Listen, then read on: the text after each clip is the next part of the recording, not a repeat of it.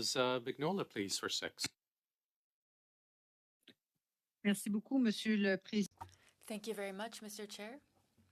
My first question will be for Miss Semanagus.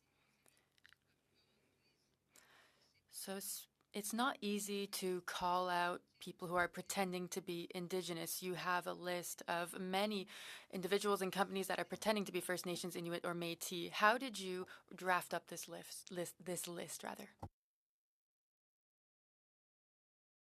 So the Ghost Warrior Society are done in affiliation with other grassroots organizations such as the Tribal Alliance Against Frauds in the United States, as I mentioned previously, as well as other collectives such as the Indigenous Women's Collective, the Toronto Circle of Matriarchs, and all of these other grassroots collectives that study the issue of pretendianism.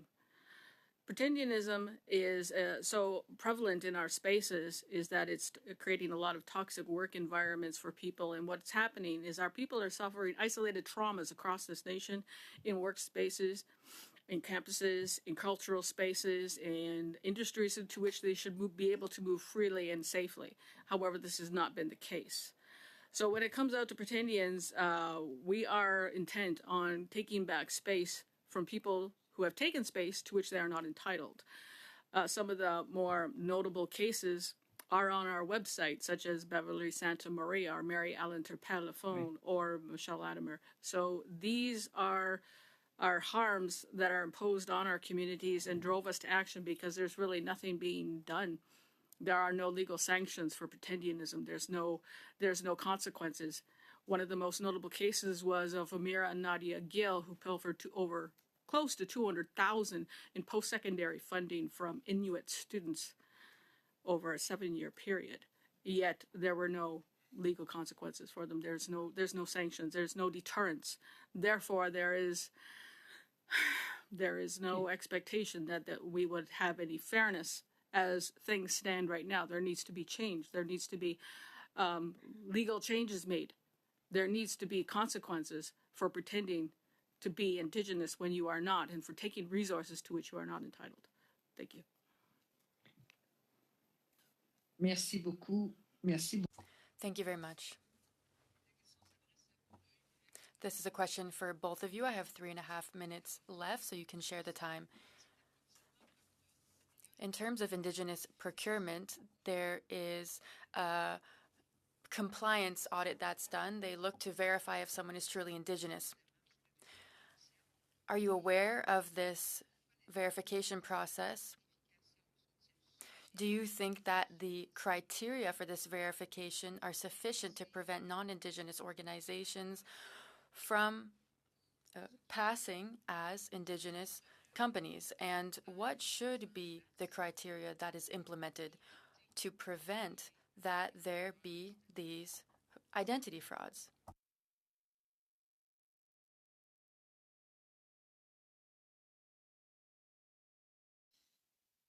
Is that for me? Sorry. Vous pouvez répondre tous les deux, chacun à votre. You can both answer each in your own turn. We can start with you, Mr. Carignan, followed by Miss Semanagus. Oui, désolé, j'ai ici les questions en français, donc.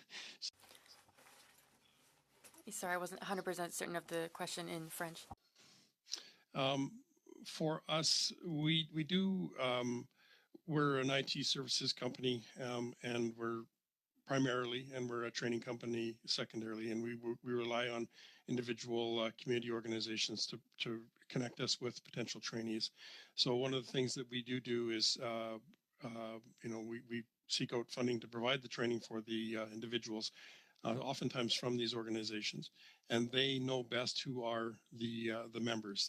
They know best who are the citizens of their communities and who are legitimately entitled to programming that they offer. So that's one way that we use essentially a proxy, because it's impossible to know everyone, and it's important for us to know, get some local knowledge of who the people are, what their interests are, and then also that's one way for us to validate that people that come into our program are Indigenous and are who they say they are. Ghost Warrior Society, I would concur that the what is currently in place is ineffective. And also, we also use that proxy protocol, meaning that when we are authenticating, we do not say to the Dene Nation, this is not your person. We ask the Dene Nation, is this your person? Is this your member? Is this your beneficiary? And we always collaborate with the nations claimed by the individual or by the corporation or entity to say, is this a legitimate organization? We are not ones out to say this person. We work with the nations claimed, and that's a very important distinction to make. And I think that any solution must be First Nations, Métis, and Inuit led.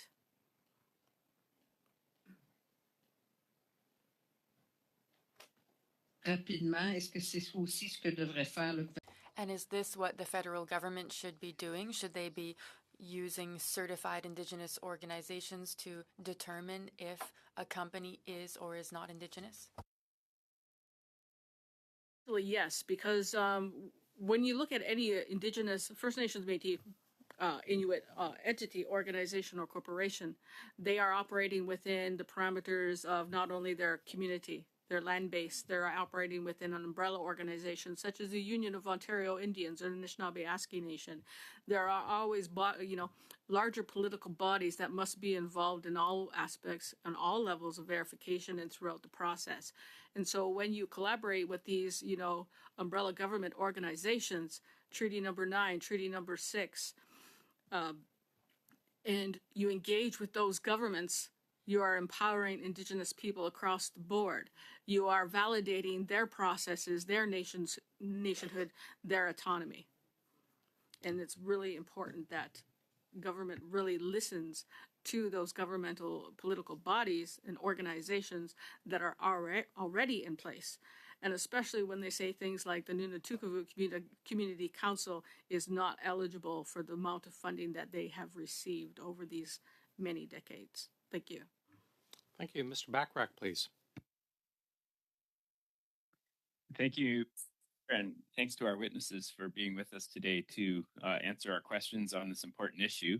And I apologize if my point of order near the beginning was a bit abrupt. I wanted to make sure that I could hear everything that was going on, and it was a little bit challenging, so forgive the interruption.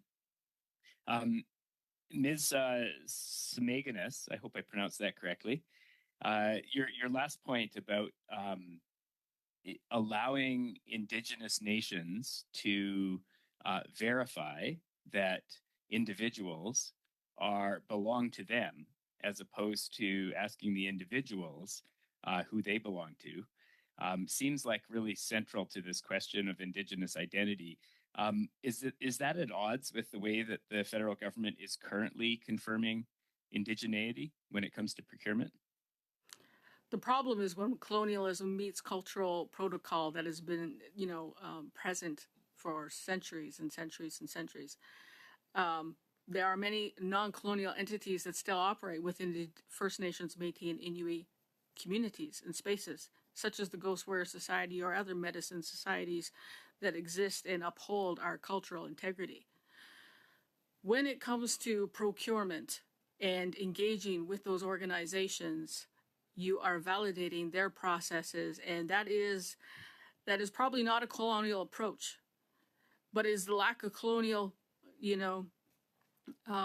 mindfulness of how First Nations, Métis, and Inuit identify ourselves outside of colonial mechanisms and frameworks. That's important. That is keenly important in furthering the economic growth of First Nations, Métis, and Inuit. I hope that answers your question. If you have anything more specific, I'd be more than happy to answer. No, that's very helpful. And you talked about the need for a central organization or entity that could, in a proper way, verify the identity or the legitimacy of Indigenous organizations. And I know that a number of national Indigenous organizations have recently formed the Indigenous Procurement Office. I wonder if you're familiar with that and whether you think that kind of body could hold promise for serving the function that you noted. I see a great deal of potential in that kind of organization. I was involved with the Native Women's Association of Canada last year's event in January of 2023 regarding procurement that happened in Gatineau, Quebec. This coming week, I will be speaking at the Union of National Employees Women's Conference 2024 to speak about First Nations, Métis, and Inuit identity fraud in relation to economic development in the women's movement. It's really important that recognition and empowerment is given to these First Nations, Métis, and Inuit bodies so that we can tell you how we would like to be measured, how we would like to be seen, how we would like to be validated. And these are our validation processes, and you must listen to those. Because when colonialism ignores the Indigenous way of doing things, problems happen. Problems happen, and exploitation runs rampant unchecked. And this is what motivated my journey here today, to try to make positive change in something that has just basically run roughshod over my people's resources, my people's spaces, my people's autonomy. Thank you, Miss Semanagus. I wonder, Mr. Chair, if I have a moment to pose a question to Mr. Kerrigan. I'll take that as a yes. Sorry. Yes, you've got 2 minutes. Oh, fabulous. Mr. Kerrigan, in the letter that you sent the committee, you've highlighted how you feel that some of the verification processes pose a barrier to entry for Indigenous businesses seeking to participate in procurement. Could you perhaps lay out in a bit of detail Sure. what specifically those barriers are? Sure, I can. And by those, I'm not referring to whether business is Indigenous or not. What I'm referring to actually is just the certification processes once going in. So I refer to the TBIPS process and the various security processes. So, if I had been, a startup business and I came in and wanted to do this, each of those processes does require a fair bit of time and effort to complete. And the completion of those doesn't guarantee that there's actually work at the end of the day. So we're able to do that because we're an established business with professional, a CFO and a professional sales team and all kinds of things. We're able to generate content. We're able to satisfy those requirements to make sure that we can get those certifications. But if part of the goal is to create more Indigenous suppliers, especially ones that are at the startup level, it's awfully difficult as a company that's trying to manage cash flow and trying to manage its payroll to be able to go through and do all these extra things. So if there's a way of either supplementing that or as part of an Indigenous procurement, having your capacity partner being your big company, actually supporting the smaller company to develop those skills, develop that experience, those are the kinds of things that could help. But really, when it comes to jumping through all the hoops in order to become a certified supplier, it's quite a big list of things. So is it fair to say that one of the risks, if those barriers to entry remain, one of the risks is that the only Indigenous businesses that will be able to access procurement are big ones that have the capacity to jump through all of these hoops? That is a risk, especially on the technology space, again, because the government is a sophisticated buyer and scale matters, right? Being larger matters. So responding to an RFP process may require a 500-page presentation deck as part of it. And you have to be a big company to have the resources to generate the content and provide, all of the experience and references to be able to do that. So helping smaller companies get to that stage or, work together to be able to demonstrate that, I think is important. Thank you very much. Back to you, Mr. Chair. Thank you.